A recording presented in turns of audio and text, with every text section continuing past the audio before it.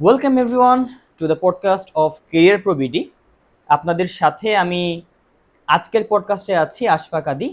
আমার সাথে আজকে তরুণ প্রজন্মের আহ, একজন স্টার বসে আছেন গেস্ট হিসেবে, যিনি কিনা জাহাঙ্গীরনগর বিশ্ববিদ্যালয়ের শিক্ষার্থী এবং জাহাঙ্গীরনগর বিশ্ববিদ্যালয়ের ক্যাম্পাস স্টার, এবং তিনি জাহাঙ্গীরনগর বিশ্ববিদ্যালয়ের রিনাউন্ড একটি ক্লাব জাহাঙ্গীরনগর ইউনিভার্সিটি কেরিয়ার ক্লাবের সাধারণ সম্পাদক হিসেবে দায়িত্ব পালন করছেন। আমাদের সাথে আছেন মনোয়ার হোসেন মাসুম ভাই। আমরা আজকে তার বিষয়ে কথা বলবো, তার ক্যাম্পাস জার্নি, তার ক্লাব নিয়ে এবং তার সবকিছু নিয়ে আজকে আমরা জানবো। তো সরাসরি চলে যাচ্ছি তার কাছেই। কেমন আছেন মাসুম ভাই? আলহামদুলিল্লাহ ভালো। আপনি কেমন আছেন? এই তো আলহামদুলিল্লাহ বেশ ভালোই আছি। জি। তো প্রথমেই জানতে চাইবো কেমন লাগছে আমাদের কেরিয়ার প্রো বিডির অফিসে এসে এবং আমাদের এই পডকাস্টে পার্টিসিপেট করে। আসলে আমার খুবই ভালো লাগতেছে আরকি এই পডকাস্টটায় এসে। পাশাপাশি ক্যারিয়ার প্রোর যে আপনারা যারা আছেন সবার আন্তরিকতা দেখে আরো ভালো লাগতেছে। ধন্যবাদ। সবাইকে জানিয়ে রাখতে চাই আমাদের কেরিয়ার প্রো বিডির যে সকল পার্টনাররা আছেন বা যাদের সাথে আমরা কোলাবোরেশন করছি, তাদের মধ্যে জাহাঙ্গীরনগর বিশ্ববিদ্যালয় কেরিয়ার ক্লাব একটা। সরাসরি চলে যাই আপনার বিশ্ববিদ্যালয়ের জীবনের গল্পে। বিশ্ববিদ্যালয়ের জীবনে শুরু থেকে এখন পর্যন্ত আপনার জার্নিটা কেমন ছিল এবং কি কি করেছেন এই পর্যন্ত? আমার বিশ্ববিদ্যালয়ের জার্নিটা যদি বলি, শুরুটা আমাদের 2020 সালে আরকি প্রথম জাহাঙ্গীরনগর ইউনিভার্সিটি অ্যাডমিশন হলো। অ্যাডমিশন হওয়ার পরে জাহাঙ্গীরনগর সবার শেষেই ক্লাসটা শুরু করে। সব ভার্সিটিতে যেখানে 2-3 মাস ক্লাস হয়ে যায়, জাহাঙ্গীরনগর তারপরেও শুরু করে। তেমনভাবে আমরা মার্চের 10 তারিখে শুরু করলাম আমাদের বিশ্ববিদ্যালয় জীবনটা। তার মধ্যে মার্চের 17 তারিখে করোনার ছুটি শুরু হলো। মানে আমাদের বিশ্ববিদ্যালয়ের লাইফটা বলা যায় পুরোপুরি ফার্স্ট ইয়ার, সেকেন্ড ইয়ার পুরা 1 সপ্তাহের মতো ছিল। তার পরবর্তীতে আমরা অলমোস্ট 1 বছর বা মানে আপনারা প্রথমে এক সপ্তাহ ক্লাস পেয়েছেন, হ্যাঁ, তারপর আবার ছুটি। হ্যাঁ। আচ্ছা, তারপর? সবার শেষে ক্লাস শুরু হলো, তারপর আবার অলমোস্ট 1 বছর 2 মাস এমন অলমোস্ট 1.5 বছরের মতো আমরা বাসায়। তারপরে আমাদের 2021 সালের দিকে যখন করোনা মহামারীটা কমলো, তারপরে আমাদের সবাইকে ডাবল ডোজ নেওয়ার পরে আমাদের হলে অ্যালাউ করলো আর কি। আর মাঝখানের যদি ফ্রেশটা বলি, তখন দেখা গেছে আসলে করোনার জন্য পুরোপুরি মানে ইউনিভার্সিটি ফার্স্ট ইয়ারটা আসলে আমরা ওরকমভাবে নিতে পারিনি। কারণ জাহাঙ্গীরনগরে মানে আমরা যতটুকু জাহাঙ্গীরনগর ভর্তি হওয়ার পর যতটুকু দেখি আর কি, ফার্স্ট ইয়ার বা আমাদের জাহাঙ্গীরনগরের একটা কথা আছে যে গণরুম ব্যাপারটা, এখানে যে সবাই মিলে ঘোরা বা এই ক্ষেত্রে আমরা ফার্স্ট ইয়ারটা মিস করেছি। জাহাঙ্গীরনগর বিশ্ববিদ্যালয় কিন্তু র্যাগিং এর জন্য বেশ বিখ্যাত। তো এরকম কোনো এক্সপিরিয়েন্স হয়েছে আপনার? না, র্যাগিং বলা যায় না, কিন্তু একটা মজার কাহিনী হয়েছিল আর কি। এই ফার্স্ট ইয়ার যারা থাকে তাদের মোটামুটি শেভ করে আসার জন্য বলা হয় আর কি, যে একটু গুছানো ভাবে আসবা যেন বোঝা যায় আর কি। এখন একটা বড় ভাই আমাকে বলছিল যে তুমি শেভ করে আসবা, দাড়িটা গ্রুমিং করে আসবা, কিন্তু দেখা গেছে ওই বড় ভাই যেদিন বলছে তার পরের দিন থেকে করোনার বন্ধ দিয়ে দিয়েছে। এর মানে আপনি মানে মরতে মরতে বেঁচে গেছেন এরকম হ্যাঁ, কিছু একটা। এরকম একটা বিষয়। তারপর আমাদের 2021 সাল যত সম্ভব এই টাইমটায় ওপেন হলো। এর মাঝখানে আমি জাহাঙ্গীরনগর ইউনিভার্সিটি কেরিয়ার ক্লাবের সাথে মানে ফর্ম তোলা হয়েছিল, কিন্তু অ্যাক্টিভিটির সাথে এরকম যুক্ত হয়নি। পরবর্তী 2021 সালের দিকে যখন ভলেন্টিয়ার রিক্রুটমেন্টটা হলো, কেরিয়ার ক্লাবের ভলেন্টিয়ার হলাম। তারপর থেকে কেরিয়ার ক্লাবে অ্যাক্টিভলি পার্টিসিপেট করা হলো, বিভিন্ন ইভেন্ট অ্যারেঞ্জমেন্ট। তখন তো ফার্স্ট ইয়ার মানে সেকেন্ড নতুন ছিলাম, তখন দেখা যেত আমরা কন্টেন্টের কাজ করতাম, লজিস্টিক্সের কাজ বা ডিজাইনের কাজটা করতাম বেশিরভাগ। এর পরবর্তীতে জাহাঙ্গীরনগর ইউনিভার্সিটি ফার্স্টের দিকে যতটুকু আমার মনে হয়, আমরা যখন নতুন নতুন আসি তখন শুরু হয়েছিল বিসিএস আড্ডা আর কি, আচ্ছা, একটা ফ্লাক্সি ইভেন্ট। ওইটার মাধ্যমে মোটামুটি ক্যারিয়ার ক্লাবে যাত্রাটা শুরু এখন পর্যন্ত চলছে। আর এর পাশাপাশি যদি বলি একাডেমিক ভাবে আলহামদুলিল্লাহ ভালোই চলছে। এখন 8 সেমিস্টার অলমোস্ট শেষ হয়ে যাবে দেখতে দেখতে। আমি যতদূর দেখলাম যে এখন পর্যন্ত আপনার সম্ভবত 3.5 এর উপরে সিজিপি এখনো মেনটেন আছে। জি আলহামদুলিল্লাহ এখন পর্যন্ত আছে আর কি। যাক, বেশ ভালো। তো আপনারা যারা শুনছেন, বিশেষ করে যারা বিশ্ববিদ্যালয়ের শিক্ষার্থী আছেন, আপনাদের মনে একটা প্রশ্ন সবসময় থেকেই থাকে যে অর্গানাইজিং এবং পড়াশোনা দুটো একসাথে চালানো সম্ভব কিনা। সো মাসুম ভাই কিন্তু একটা ভালো উদাহরণ হতে পারেন, কারণ তার একাডেমিক রেজাল্টে ফার্স্ট ক্লাস তো আছেই, ফার্স্ট ক্লাসের উপরে 3.5 প্লাস আছে ওনার, এবং সেই সাথে উনি জাহাঙ্গীরনগর বিশ্ববিদ্যালয়ের এরকম একটা ক্লাবের সাধারণ সম্পাদক হিসেবে দায়িত্ব পালন করছেন, যেটা কিনা বেশ ইমপ্রেসিভ। সো শুভকামনা থাকবে, আপনার সম্ভবত আরেকটা সেমিস্টার বাকি আছে। জি ভাই। সো যাতে আপনার টোটাল যাতে ভালো রেজাল্টটা ধরে রাখতে পারেন সেই প্রত্যাশা থাকবে। এখন শুনতে চাই আপনার কেরিয়ার ক্লাব সম্পর্কে।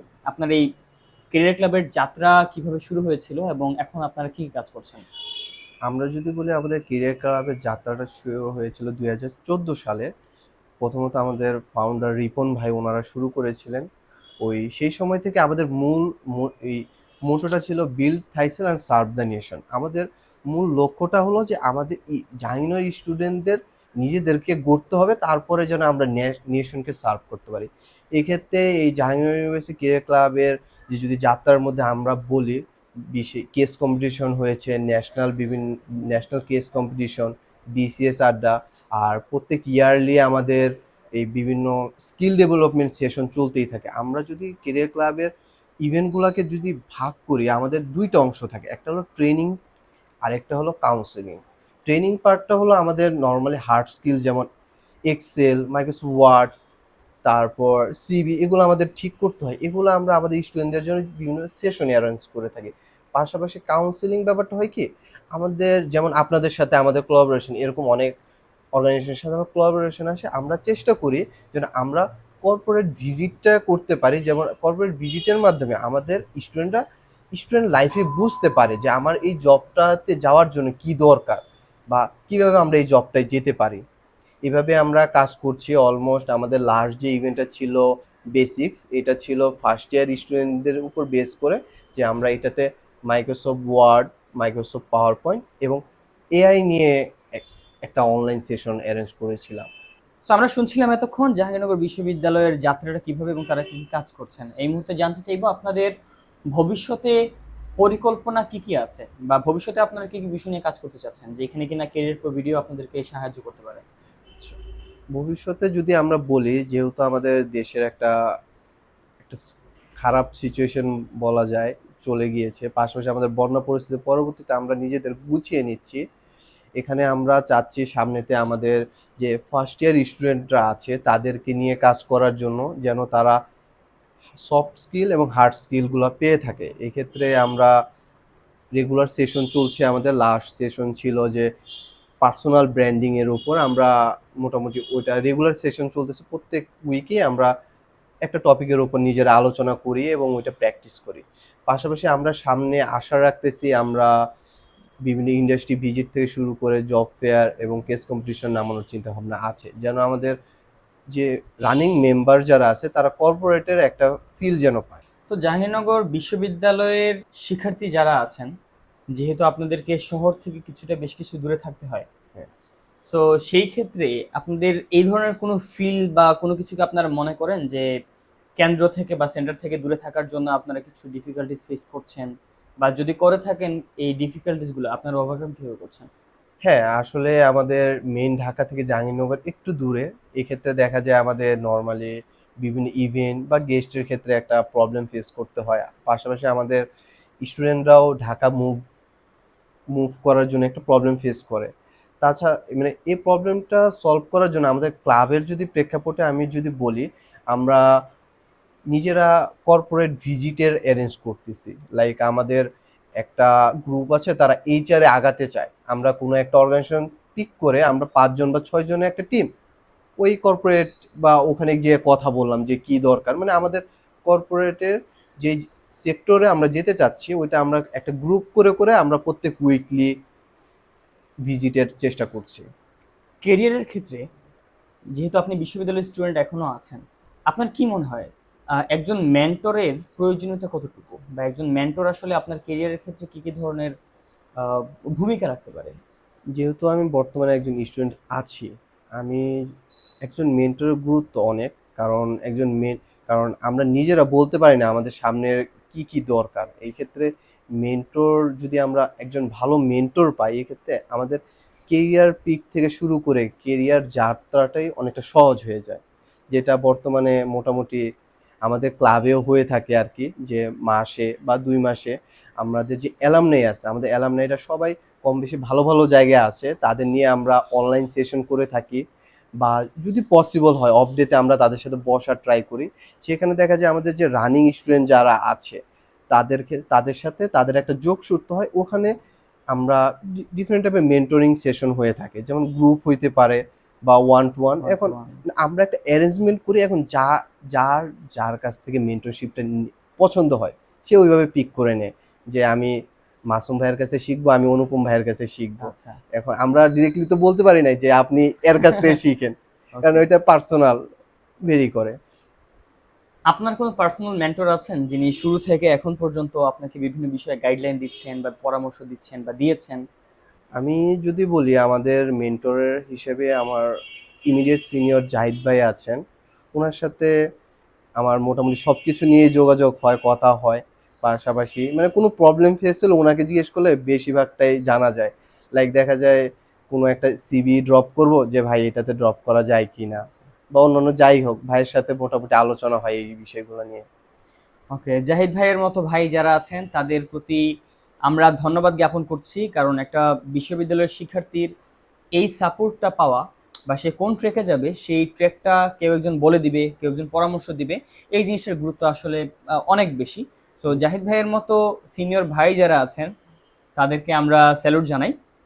তো বিশ্ববিদ্যালয়ে জাহাঙ্গীরনগর ইউনিভার্সিটি কেরিয়ার ক্লাবে আপনারা যেহেতু বিভিন্ন প্রোগ্রাম অ্যারেঞ্জ করে থাকেন বিভিন্ন সময়, হ্যাঁ। সো অবশ্যই এই ধরনের প্রোগ্রাম অ্যারেঞ্জ করতে গিয়ে খুব ডিফিকাল্টিস যেরকম ফেস করতে হয় মাঝে মাঝে, তেমনি আবার বেশ কিছু মজার ঘটনাও ঘটে।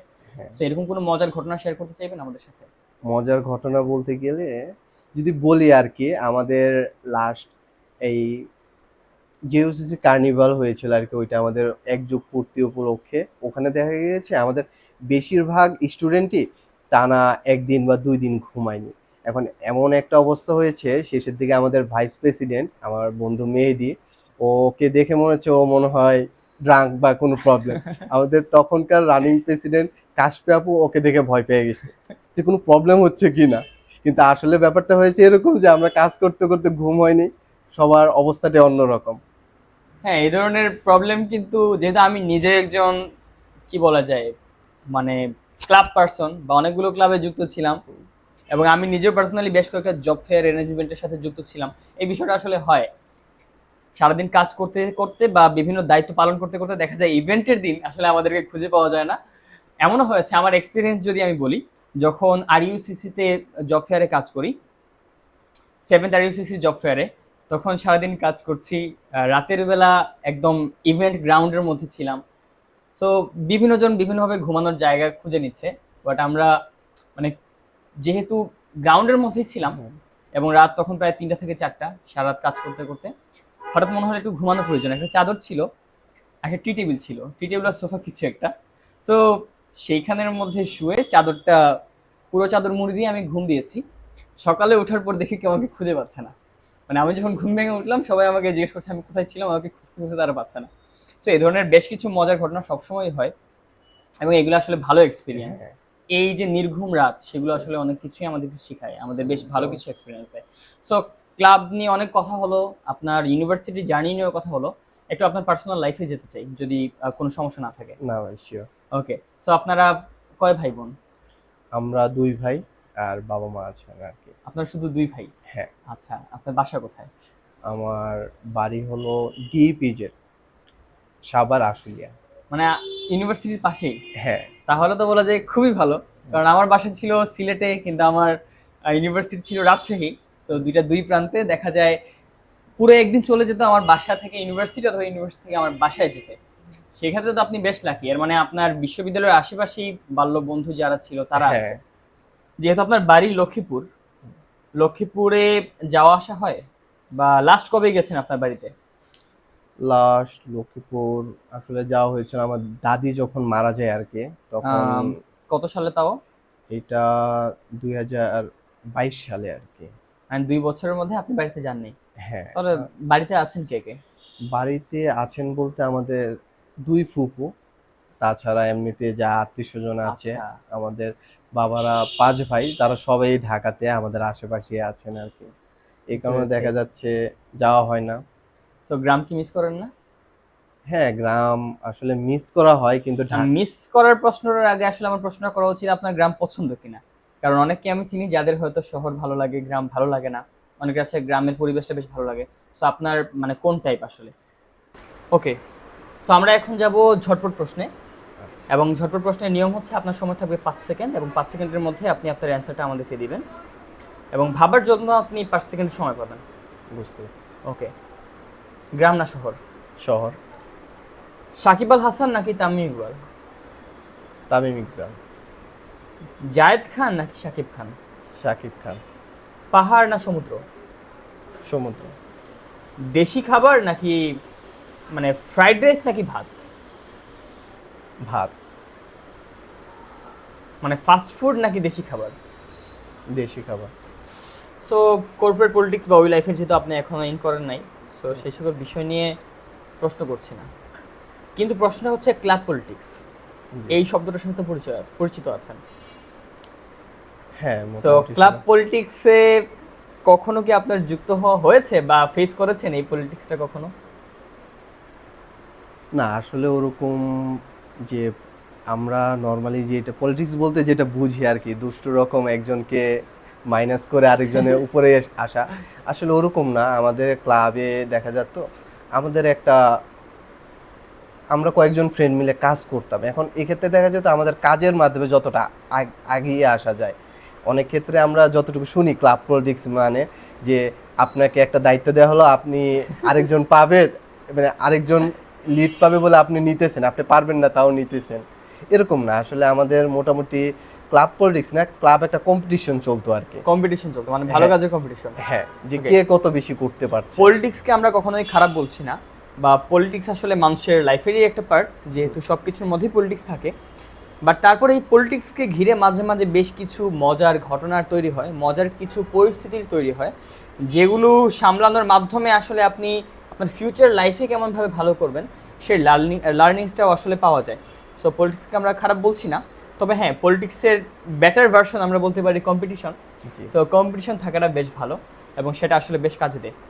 সো আমরা আমাদের এই প্রোগ্রামের, এই পডকাস্টের একদম শেষ পর্যায়ে চলে এসেছি।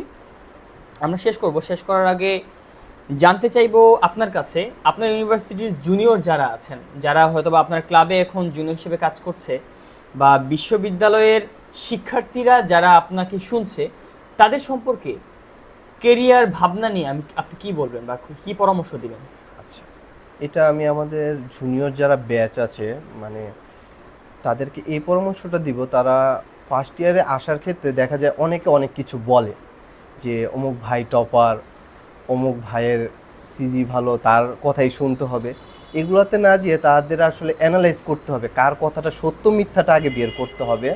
কারণ আমাদের ইউনিভার্সিটি লাইফে হয় কি, ফার্স্ট ইয়ারে কিছু অন্ধভাবে কাউকে বিশ্বাস না করার জন্য আমি অনুরোধ করব। আর আরেকটা জিনিস হলো একটা মেন্টর পিক কর, অন্ধভাবে কাউকে বিশ্বাস না করে একজন মেন্টর পিক করে তার মাধ্যমে এগিয়ে যাওয়া, এটাই আমি বলবো। কারণ আমি নিজেও যতটুকু চেষ্টা করি আর কি, অন্ধভাবে কারো কথায় বিশ্বাস না করে যে নিজে আগে অ্যানালাইজ করি আসলে জিনিসটা কি সত্যি নাকি মিথ্যা। এটা খুব দারুণ একটা পয়েন্ট, এবং বিশ্ববিদ্যালয়ের প্রত্যেকটা শিক্ষার্থীরই আসলে তার শুরুতে, বিশ্ববিদ্যালয়ের জীবনের শুরুতে একজন মেন্টর পিক করা খুবই জরুরি, এবং এই মেন্টর আসলে আপনাকে সঠিক পথ দেখাতে সাহায্য করবে। সো আমরা কিন্তু কেরিয়ার প্রবিডি থেকেও মেন্টরশিপের সুযোগ দিচ্ছি, বা যারা কিনা হয়তো বা আপনারা ট্রাস্টেড কোনো মেন্টর খুঁজে পাচ্ছেন না, আপনারা কিন্তু চাইলে আমাদের কেরিয়ার প্রবিডির মাধ্যমেও কিন্তু মেন্টরশিপ নিতে পারেন, এবং আমরা চেষ্টা করব সবচেয়ে বেস্ট ওয়েতে সবচেয়ে বেস্ট মেন্টরশিপ আপনাদেরকে প্রোভাইড করার জন্য। এবং জাহাঙ্গীরনগর বিশ্ববিদ্যালয়ের সাথে, যেহেতু জাহাঙ্গীরনগর বিশ্ববিদ্যালয় কেরিয়ার ক্লাবের থ্রুতে, যেহেতু পুরো বিশ্ববিদ্যালয়টাই আমাদের কানেকশনে আছে, সো জাহাঙ্গীরনগর বিশ্ববিদ্যালয়ের যে কোনো শিক্ষার্থীর জন্যও কিন্তু আমরা এই মেন্টরশিপটা আপনাদেরকে অফার করছি। সো আপনারা চাইলে কিন্তু আমাদের কাছে এই মেন্টরশিপটা নিতে পারেন। বিশ্ববিদ্যালয়ের জীবনের এখন পর্যন্ত যেহেতু প্রায় 4টা বছর কাটিয়ে দিয়েছেন, সো কখনো কি মনে হয় যে রিগ্রেট ফিল হয় যে এই কাজটা না করে অন্য কোনো কাজ করলে আমার জন্য ভালো হতো? অথবা যদি আপনাকে একটা টাইম মেশিন দেওয়া হয়, আপনি সময়ের পিছনে যাবেন এবং আপনার কোনো ভুলকে আপনি শুধরাবেন, সো এই কেরিয়ার রিলেটেড কোনো ধরনের ভুল কি আপনার আছে, ভুল ডিসিশন? অবশ্যই কিছু ভুল ডিসিশন থাকে। এটা যদি আমি বলি তাহলে দেখা যাচ্ছে আমাদের পার্সোনালি আমি থার্ড ইয়ার শেষ করার পর থেকে আমার কেরিয়ার প্ল্যানটা গুছাচ্ছি, বা আমি আমার লিঙ্কডইন বা এই অনলাইন প্রেজেন্সগুলো গুছাচ্ছি। এটা আমি যদি প্রথম দিকে যেতে পারতাম তাহলে আমি ফার্স্ট ইয়ার থেকেই শুরু করতাম আর কি। এক্ষেত্রে লাস্ট মোমেন্টে শুরু করছি, কিন্তু আগে যেতে পারলে আরেকটু মানে যদি পুরো 1 বছর বা 2 বছর আগে থেকে যদি শুরু করতে পারতেন, তাহলে এই মুহূর্তে আপনি আরো একটু বেটার মানে প্রিপারেশনে থাকতে পারতেন। জি।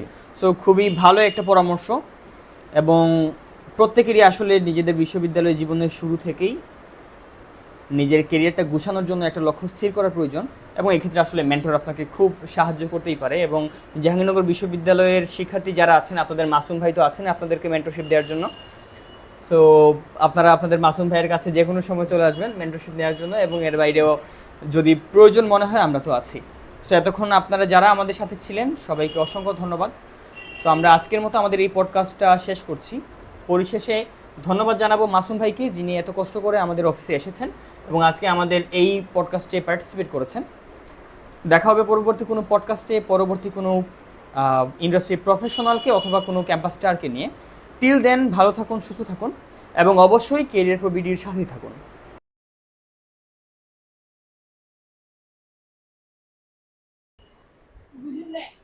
আচ্ছা, তাইলে আমি শুনি না এটা ভালো মতো। মানে আপনার বাড়ি হচ্ছে লক্ষ্মীপুর, হ্যাঁ, বড় হয়েছেন কোথায়? ঢাকাতে। কোথায়?